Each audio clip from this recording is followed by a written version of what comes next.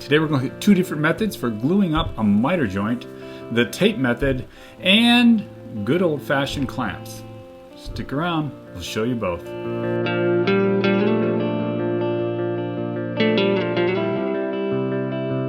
It's Todd Wolfe of Made by Wolfe, and today I need to glue up this long miter for this bathroom vanity that I'm doing for a friend of mine.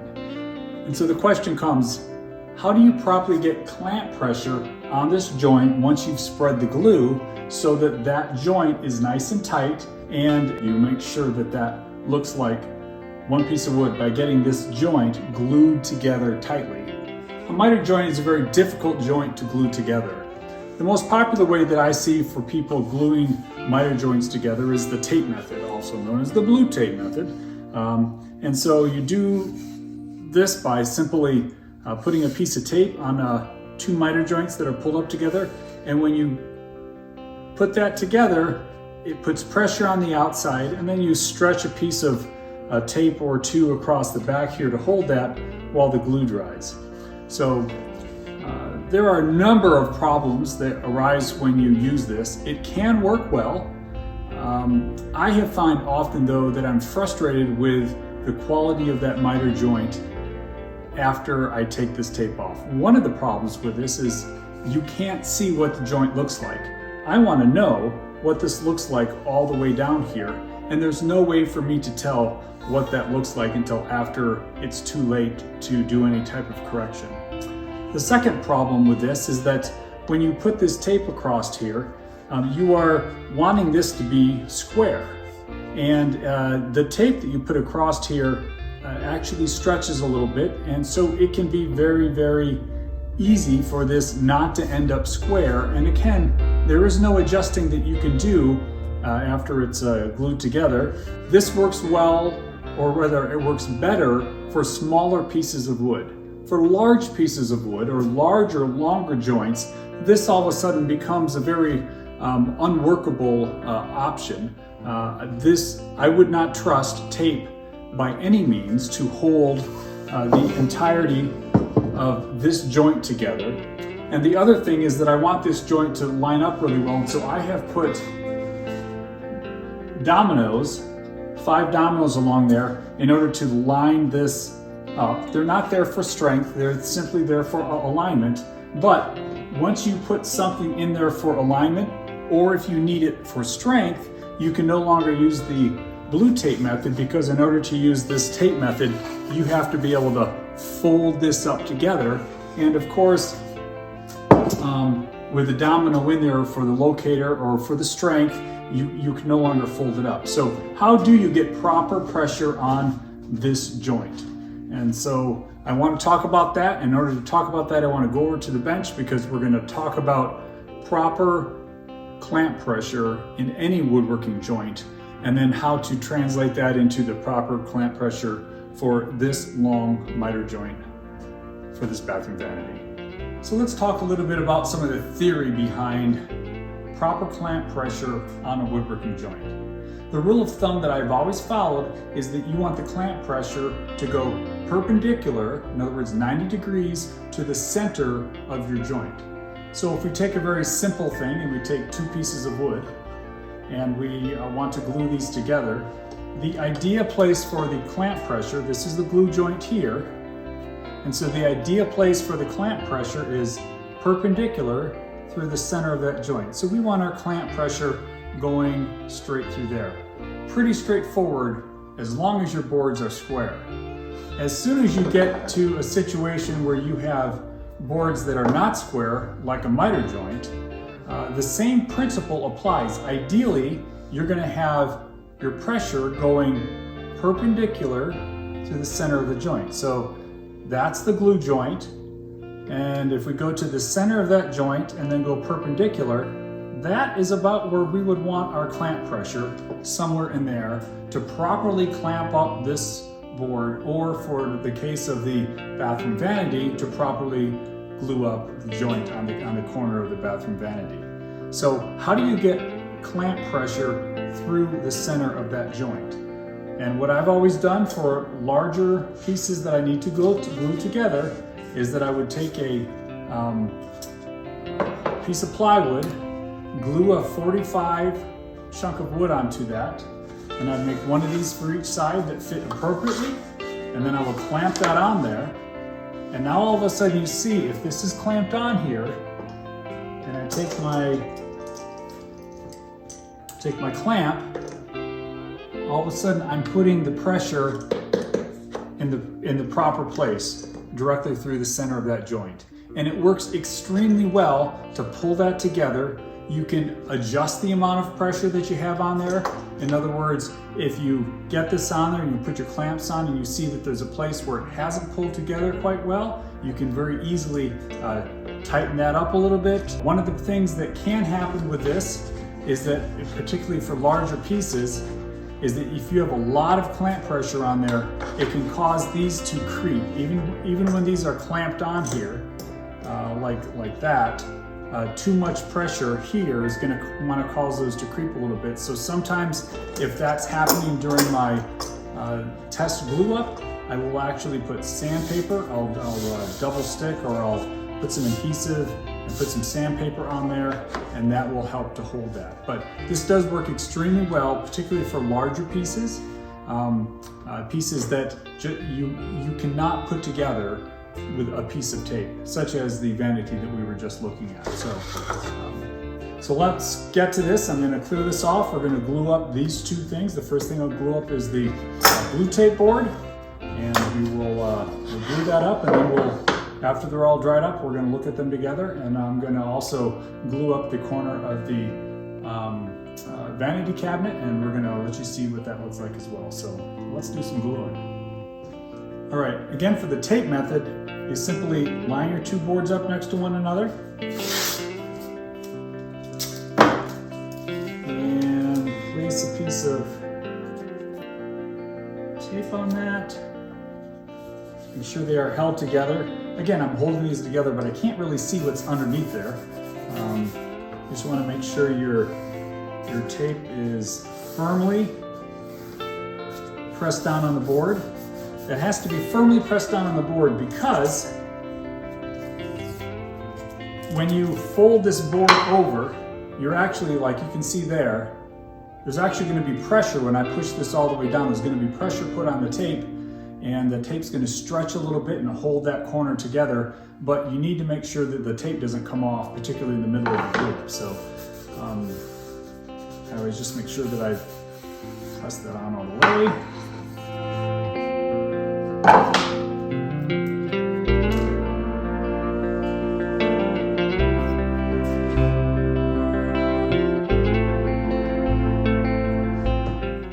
It would be advisable not to use too much glue when you're gluing this together, because if you have extra glue in there, that has to get squeezed out by this back piece of tape that we'll put on there. So just want to make sure you don't overdo it on the glue.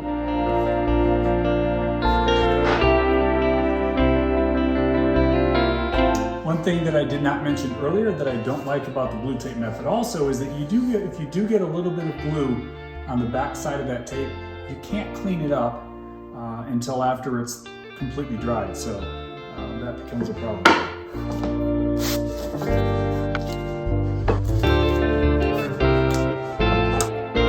All right. Now, according to my square, this is not tight enough on the back side, so we're going to try to get a little more pressure. Listen to this. That's fairly tight right now, so let's see if we can actually get enough pressure on there to make that a square joint.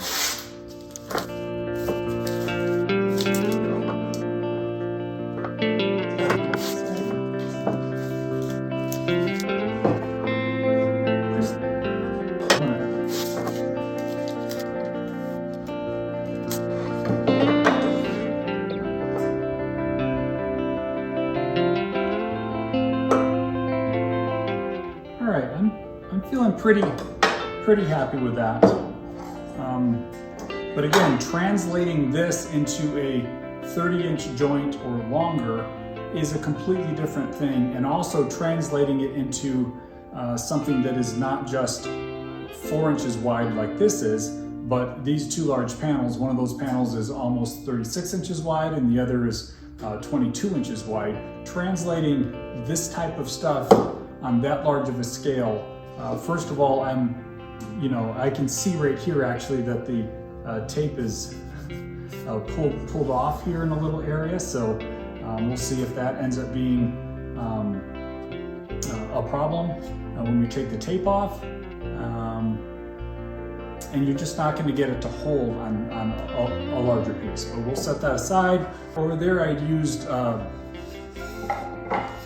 dominoes as a locating device. Here you can see I actually did a domino on this end and a lamello on this end. For years, I have only had a domino for less than a year at this point. And for years, I've always just used lamellos to locate these. It has worked wonderfully. Either one of those will work. A dowel, if you want to take the time to center dowels, if that's all you have, a dowel would work. I've even at times to keep glue joints from sliding around so they're properly lined up, I've taken a brad and driven it in there and then clipped the head off the other end of the brad and used that to line things up. So, but the idea here is that you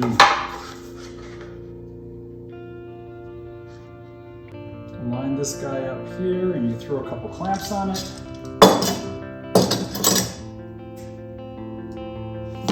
Now this is small enough that I'm not going to worry about the sandpaper because I'm not going to have a huge amount of pressure on this, and these two clamps will be sufficient to hold that together.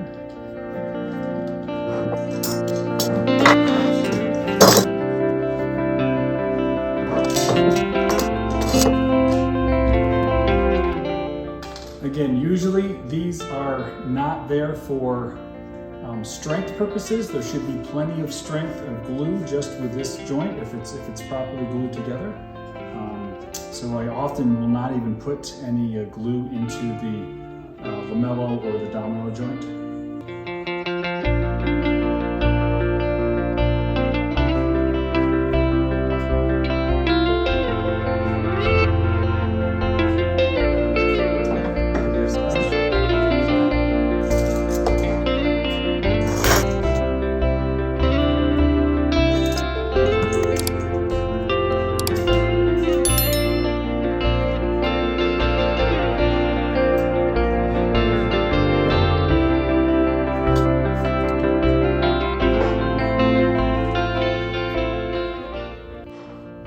So that is what is like gluing that up. And one of the advantages here is that I can actually clean up this joint here and make sure that I'm happy with it before the glue dries. So anyway, so that is what I would call a better way to glue up a miter joint. It certainly allows you to have more pressure on there and more pressure in the correct place on the joint so that it properly clamped together joint. There's not going to be too much glue in there, and again, it's adjustable and you can see that it's the joint that you want before your glue dries, so you can still do something while there's still time. Okay, we're back over at the bathroom vanity, and this is again the miter joint that we're going to glue together. And what I've made is I made two cauls that will go up along the vanity just like that. So I'll clamp them in place here in a second. This caul is shorter, and that's because I can get a third clamp here in the middle in order to hold that in place. This one is wider because I'll be able to get a clamp here and I'll be able to get a clamp here, but I won't be able to get a clamp here in the middle. Couple different ways that I could handle this. If I wanted to, I could have taken a piece of plywood that was wide enough to go all the way back here, and then I could have either gotten clamps on back there, or I could have even had a piece of wood on the back side so that this would actually hook over the back edge of that, and I wouldn't have to worry about it moving. Again, with the clamp pressure on here, these can creep as you get more clamp pressure, and every time that creeps a little bit, it loosens all of the clamps along there, and so you do have to be mindful of that, about how much clamp pressure that you're going to have on there.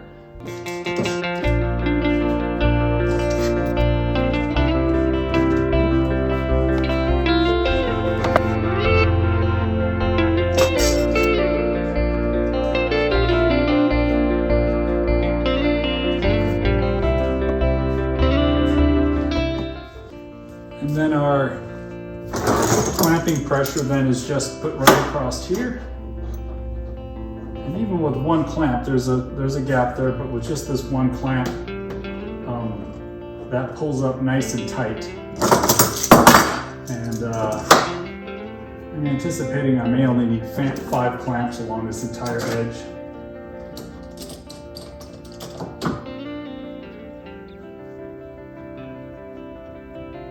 So that's it. We'll just have clamps along there and we'll be good to go. So let's pull this apart.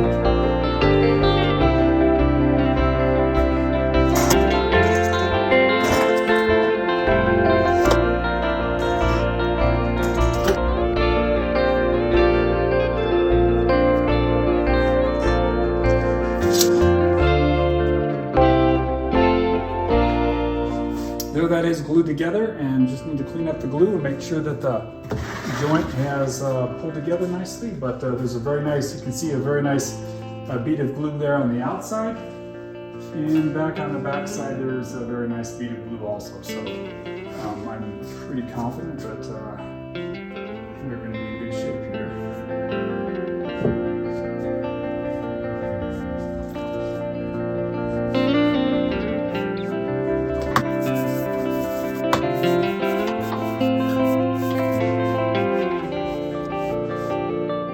That I think came up really nicely. We're going to let that sit. We'll take the clamps off here in about an hour and we'll be able to see exactly what that looks like. All right, so these have set for about an hour now, and we're going to just take them apart and see what they're like. A couple things to point out here. You can, even after my attempts of pushing that tape down so it would stay, the pressure that is put on the tape when it bends around the corner, it has pulled off here. I even have, and you can actually, it's actually bubbled. I don't know if you can see it or not, but it's bubbled several places here. And then I also had one of these come off midstream. It just came undone, and one of the reasons I wrap it around there is to give the best chance for that not happening. So that's, again, that's one of the possibilities is with this is your tape could end up failing before the glue dries. I think that we're okay with this. But let's just pull all this off. I think we're going to find a pretty good joint underneath here. Despite my concerns with this and the problems that I've had, I think this came up pretty well. And I think that's one of the things to really keep in mind in the end is that I by no means am saying that there is not a place for the tape method on a miter joint, but there are limits to it. And well, here you go. One of the limits is that you can't see what's there until after the tape is off. And I don't know if you can see, but right along there is a bit of a gap that has developed there. And I'm actually curious as to whether or not we are still square, because that would tell me that we are out of square. Nope, we're still pretty square. But again, that just tells me that the pressure, there just was not enough pressure there. And again, once you get the tape going on this and you get the glue spread, there's really not a whole lot that you can do. You're kind of stuck with what you're going to get at that point. Because one, you can't see if anything is bad, and two, there's not a whole lot you can do to really adjust things. But in the end, if this was painted, like if it was a wrap for a column or something like that, that could be easily dealt with. If it was a going to be clear finish on that, then you'd be doing one of the additional tricks of trying to get some glue in there and smashing that joint with a with a screwdriver or something, you would be trying to burnish that joint together. And you know, I've done it many times. You can get a really serviceable looking thing, even just doing this. You know, you can overcome some of the downfalls of the tape method, but in the end, it's not as good as if you had full pressure there. And if I'm seeing a gap there, even if I close that up, strength-wise, this is not going to be as strong as if those two pieces had been glued together and clamped together really well. So that's that. Now let's go on to item number 2. All right, and then with this, of course, I already know what it's going to look like because I was able to see it. That is pulled up very tight along there, and on the back side, of course, it's very tight also. And I knew that's what it was going to be because I could see it ahead of time. So again, one of the clear advantages of not having tape over there is you know what you're getting. And if I needed to do something like more pressure, I could easily have done that during the glue up process. So that will stand up really nicely at this point. You know, even with clear finish, you wouldn't even be able to tell that that was not a huge block of wood.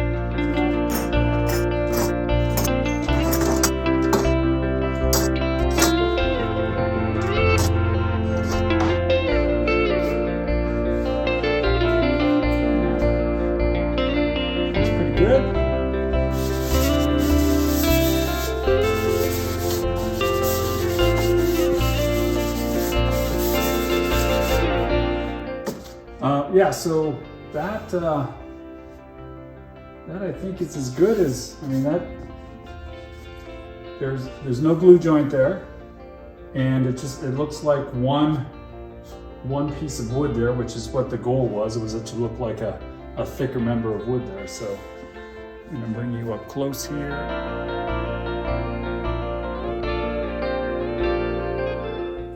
There really is not much to see at all there, except for it looks good. So in the end, both of these techniques, the blue tape method and the clamp method, can both work, but it's good to just understand what some of the limitations are with the blue tape method. You can't glue up larger pieces of work, you can't glue up longer pieces of work and get the same type of results as you can with clamps. And sometimes even on small pieces, you don't get the complete pull together of the joint that you would with a clamping joint. Honestly, it's good to have both of these skills in your arsenal. This is Todd Wolfe of Made by Wolfe, encouraging you to get out in your space today and try some new techniques and make something today.